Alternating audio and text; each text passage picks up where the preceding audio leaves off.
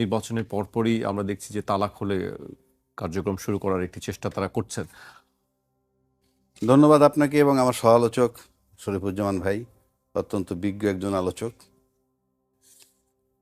এই প্রশ্ন যেটা করলেন, এতে প্রথমেই প্রশ্ন আসে,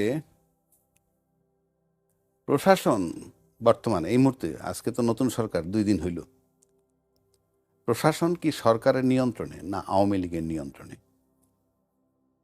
কেন বলছি কথাটা, শুনলে সবাই আসমান দিয়ে পড়বে। আওয়ামী লীগের নিয়ন্ত্রণে কেন? আপনি তো বলছেন যে এই প্রশ্নটা আপনি সে কেন জায়গাটাই তুলছেন? আসছি, সেই জায়গাটাই তো আসতেছি। পুলিশ জানে যে আওয়ামী লীগের কার্যক্রম নিষিদ্ধ, জানে, প্রশাসন জানে। তো আওয়ামী লীগ কিন্তু গত 17 মাস বা 18 মাস মাঠে নামেনি, মানে তাদের যেহেতু প্রচার নিষিদ্ধ, কার্যক্রম নিষিদ্ধ, সেই আদেশ কিন্তু এখনো বহাল, উইথড্র হয় নাই। তাহলে সরকারের পরিবর্তন হয়ে গেল, সরকারের পরিবর্তন হয়ে গেল এবং ওত নেওয়ার আগেই তালা খোলা শুরু হলো নানান জায়গায়।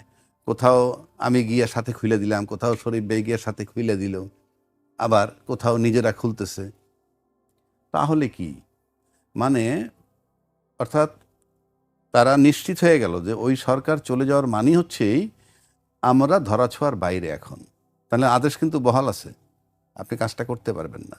এবং বলা হয়েছে যে আগের সরকার প্রশাসনিকভাবে মারাত্মকভাবে ব্যর্থ। তাহলে নতুন সরকার যে আসলো, সবার আগে তালাটা খোলা হইলো কেন? মানে তালা খুলতেছে, আমি কিন্তু কোনোটার বিরোধী না, কিন্তু কার্যক্রম তো নিষিদ্ধই আছে এখন। আরে কার্যক্রম নিষিদ্ধ, তাহলে আপনি অফিস যখন খুলতেছেন, আপনি কার্যক্রম, অফিসে বসাও কার্যক্রম, আপনি কার্যক্রম নিষিদ্ধ মানে কি? এটা অফ থাকবে। আপনি কার্যক্রম উইথড্র হলে তো আপনি অটোমেটিক খুলবেন।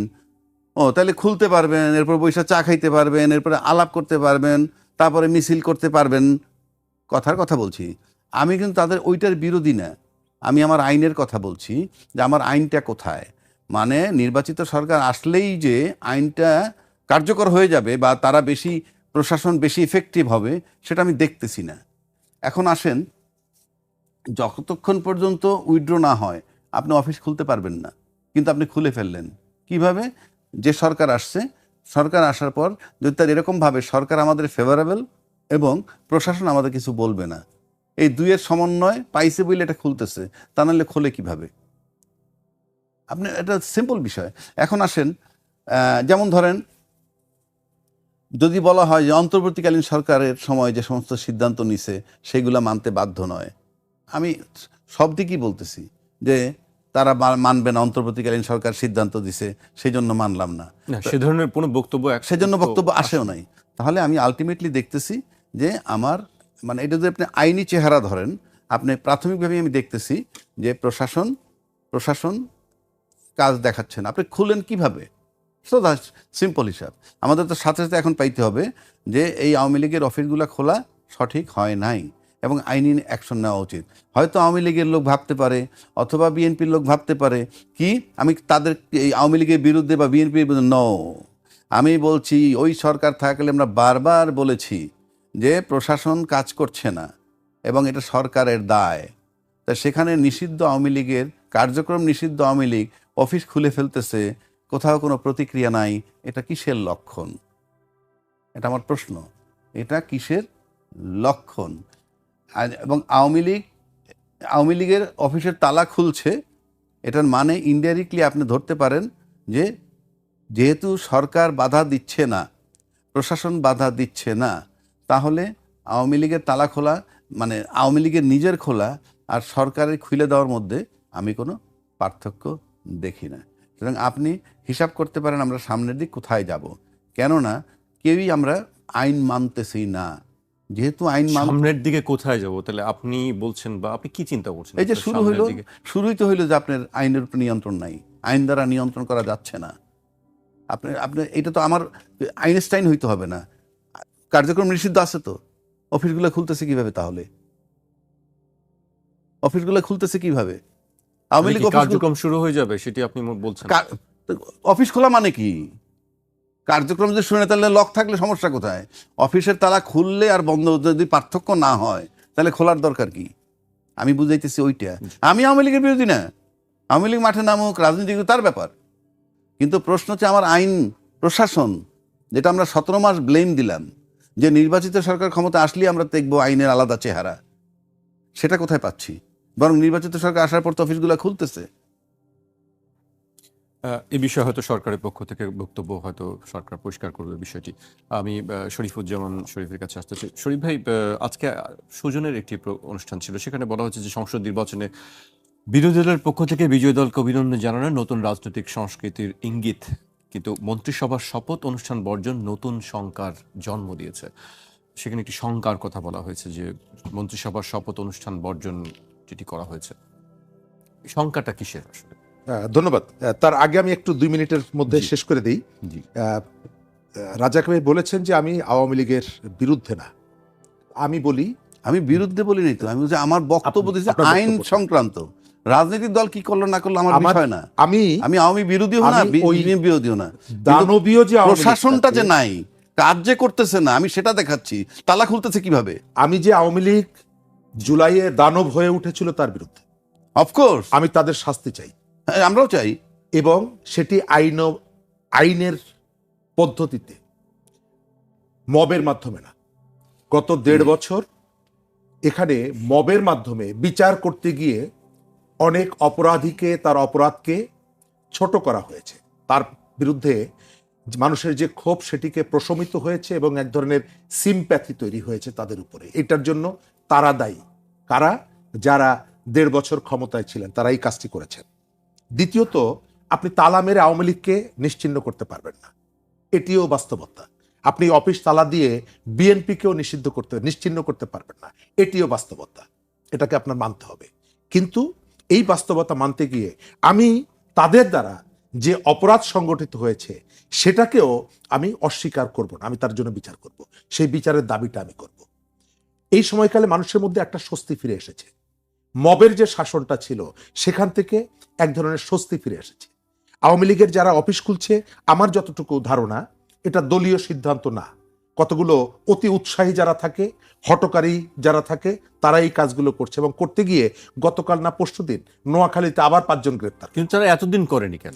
এতদিন করেনি, তাদের মধ্যে একটা ধারণা ছিল যে প্রশাসন আসলে এক ধরনের কাজ করে নেই, কিন্তু সেখানে বিকল্প যে প্রশাসন হয়েছিল, মবের যে শাসনটা ছিল, আপনি খেয়াল করে দেখবেন এই মব যারা তৈরি করত তাদের অনেককেই আমরা এখন দেখছি একটু নরম সুরে কথা বলছেন। ওই যে স্বতঃস্ফূর্তভাবে বিভিন্ন জায়গা থেকে যে ধরনের রিয়াকশনটা হতো, সেই রিয়াকশনটা নাই। সম্ভবত এটা একটা কারণ এই পর্যন্ত আওয়ামী লীগের কোনো পজিশন থেকে বলা হয়নি যে অফিস খোলো, কর্মসূচি চালু করো। অতি উৎসাহী হটকারী জায়গা থেকে সম্ভবত এটি করা হচ্ছে। তবে আমি আমার কথা শেষ করবো ওই জায়গাটায়, আপনি আওয়ামী লীগ বা বিএনপির অফিসে তালা মেরে, তাদের সমাবেশ করতে না দিয়ে, ইত্যাদি ইত্যাদি করে এদেরকে নিশ্চিহ্ন করতে পারবেন না।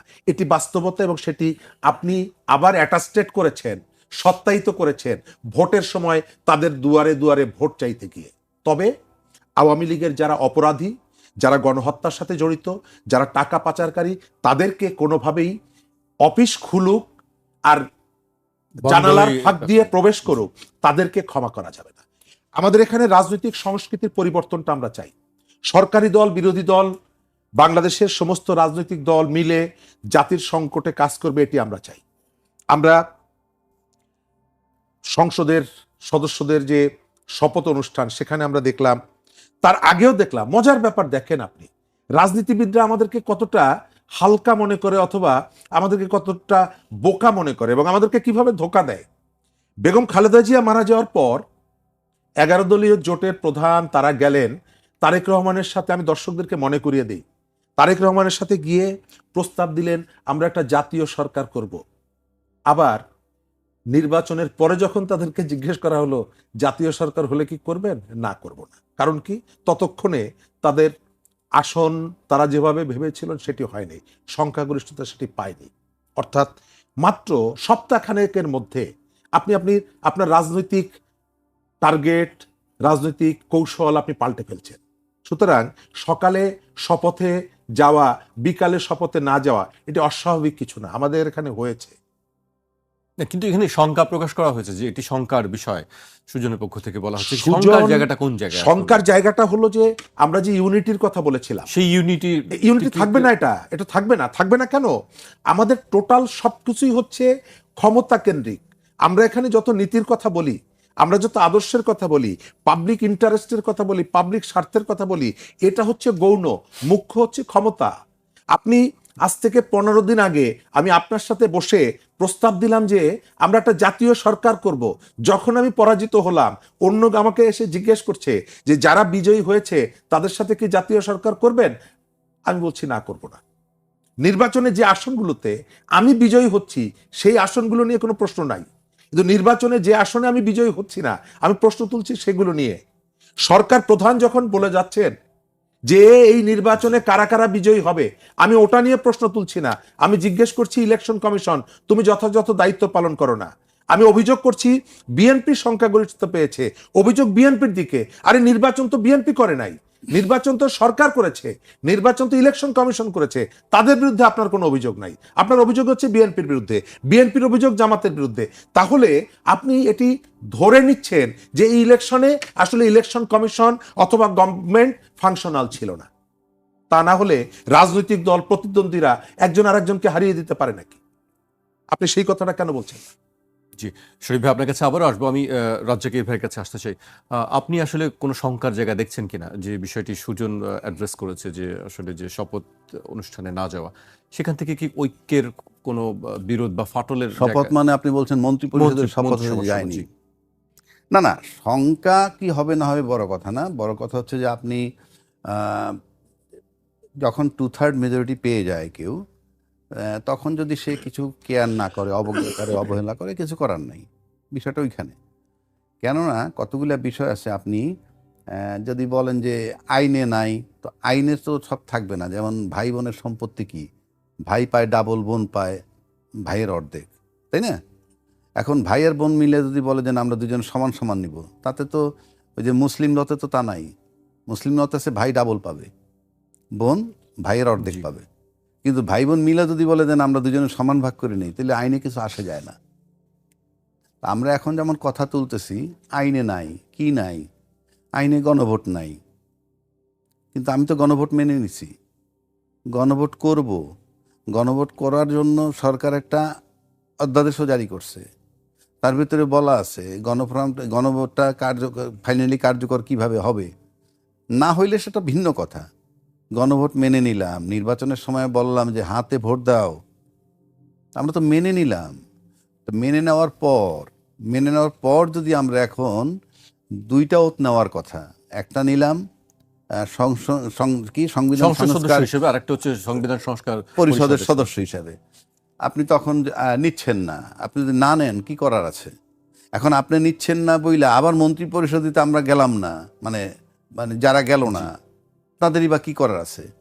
এখন এটা তো মনে করেন শঙ্কা বলতে কি, আপনি ফ্রম ডে ওয়ান তো একটা মতবিরোধ, একটা অনৈক্য যেটা চলমান ছিল 8 মাস, তারপরে গেলাম গণভোটে, আবার চলে আসলো, সেই শঙ্কার জায়গা তো রয়েই গেল। এখন শঙ্কা বলতে সবসময় পার্লামেন্টে আইনি লড়াইটাও তো শঙ্কা। এখন এই যে আমি যদি না মানি, এখন আমার 2/3 মেজরিটি আমি মানলাম না, তো কি হবে? মানলেন না যখন আপনি যে সংবিধানে নাকি বলছে 2টা শপথ নাই, একটা শপথ আছে সংসদ সদস্য হিসাবে নিবেন, তো সেটা তো সেই সংবিধান মোতাবেক আপনার নির্বাচনটা হইতে হবে। সেই সংবিধান মোতাবেক নির্বাচন হইতে গেলে তো প্রধানমন্ত্রীর ক্ষমতায় থেকে 3 মাস মেয়াদ থাকতে নির্বাচন হইতে হবে। সেই সংবিধান থাকলে তো আপনাকে সংসদ ভেঙে যাওয়ার পর 90 দিনের মধ্যে, কোনো কারণ না হলে আরও 90 দিন, 180 দিনের মধ্যে নির্বাচন হইতে হবে। সেখানে আপনি ফেব্রুয়ারি 2026 আমরা নির্বাচন করলাম কি হিসাবে? আমরা মেনে নিছি বলে, আমরা মেনে নিছি, এটাই হলো আইন। এখন আপনি যদি বলেন লিখিত নাই, সেটা তো ভিন্ন কথা। সংবিধান মোতাবেক নির্বাচন হলে তো অন্তর্বর্তীকালীন সরকার কি সংবিধানে আছে? সে দিল নির্বাচন, আমি সেই নির্বাচনে গেলাম, তো সেটা আমার পক্ষে আইলো, আমি নিয়ে নিলাম, আমি গণভোট নিলাম না, গণভোট মানলাম না, কিছু করার নাই। কারণ বাংলাদেশে তো নতুন না আমাদের। যদি বিষয়টা এমন হতো এটা নতুন না, এটা ওই 53 বছরের ইতিহাস এরকম। গণভোট মানার না মানার কথা তো কেউ বলছে না। গণভোট তো মানছি না তো, গণভোট তো আমি মানছি না। গণভোট মানলে তো গণভোটের আলোকে সংবিধান সংস্কার করবেন, সেজন্য সংস্কার পরিষদের সদস্য হিসেবে আপনি ওত নিবেন। আপনি ওত না নিলে মানলেন?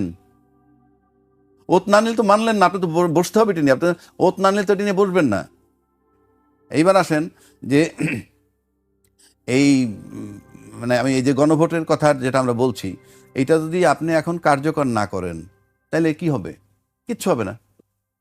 কিন্তু আপনি যদি এটা কার্যকর না করেন, আপনি তো ইউনূস সরকার যে নির্বাচনটা দিছে সেই নির্বাচন মোতাবেক তো ওই সংবিধানটা আপনি কিভাবে আপনি ঢুকতে পারবেন? আমরা আসলাম, বসলাম, 2/3 মেজরিটি আপনি করতে পারবেন, কোনো অসুবিধা নাই। কিন্তু আপনি তো নির্বাচন তো আপনাকে ওই সংবিধান মোতাবেক কেউ দেয় নাই। ওই সংবিধানের মেয়াদ থাকার 3 মাসের আগে দেয় নাই, কিংবা মেয়াদ শেষ হওয়ার পর পরবর্তী 90 দিন 180 দিনের মধ্যে হয় নাই ওই সংবিধান মোতাবেক। তাহলে এই নির্বাচনটা হলো কীভাবে? এখন আপনি এমন, আমার কাছে মনে হয় এটা সবাই জানে, বা আমি আইনজীবী হিসাবে বলতেছি, শরীফ ভাই তো বলবে যে উনি আইনে একটা বিধান আছে, যে বললাম আমি যদি মেনে নেই তখন এখান থেকে আমি আর সরে যেতে পারবো না। এটা আইন। আমি আইনের সেকশন বলতেছি না, সাধারণ লোক বলবে। আবার যদি সেকশন বলি তাহলে কিছু কিছু আইনজীবী বলবে, উনি এখানে আরেকজন আইনজীবী থাকলে বলবেন। আইনের বিধানটাই হলো আপনি যদি একটা জিনিস মেনে নেন, যেমন দুই পক্ষে কোর্টে মামলা হচ্ছে, দুই পক্ষ একটা জমাজমি নিয়েই মামলা হচ্ছে, কোর্ট অনেক সময় বলে হ্যাঁ মামলা শেষ করেন শেষ করেন, মুমূর্ষ সময় গিয়ে বললাম যে না আমরা দুই পক্ষ আপোষ হয়ে গেছে, কোর্ট একটা সিঙ্গেল স্টেপ নিতে পারবে না। আমরা দুই পক্ষদের ইয়েস আমরা আপোষ হয়ে গেছি, কেমনে হয়েছি সেটা ভিন্ন কথা। আমরা আপোষ হয়েছি কিন্তু এই সমস্ত দিক দিয়ে, গণভোট, নির্বাচন, এই সব বিষয় নিয়ে কিন্তু আমরা আপোষে আসছি। এখন এসে যদি আপনি এখান থেকে সরে যান সেটা তো ভিন্ন কথা। আপনি সরতেই পারেন, সরতে পারলে তো আমরা নতুন কিছু পেলাম না। সেখানে কি আসলে আপোষের জায়গা কি দেখছেন না যে আপোষ হতে না, পারে? আমরা তো এখনো হতাশ হচ্ছি না। জি। শঙ্কার জায়গা বলছেন বলে বলছি। আমরা বলিনি এটা, ওই যে সুজন বলছে শঙ্কার ফ্রম জায়গাটা ডে দেখেছি। ওয়ানই তো আমরা দেখা যাচ্ছে যে আমরা এত কিছুর পরেও একটা জায়গায় আসতে পারলাম না। দেখা যাক, আর যদি একান্তই আমরা আসতে না পারি, এড়ায় যাই, দিলাম না, 2/3 মেজরিটি আমরা বসে গেলাম, চললে এটার যদি কোনো কনসিকুয়েন্স হয়, কি কনসিকুয়েন্স হতে পারে সেটা ভবিষ্যতে আমরা দেখব। জি।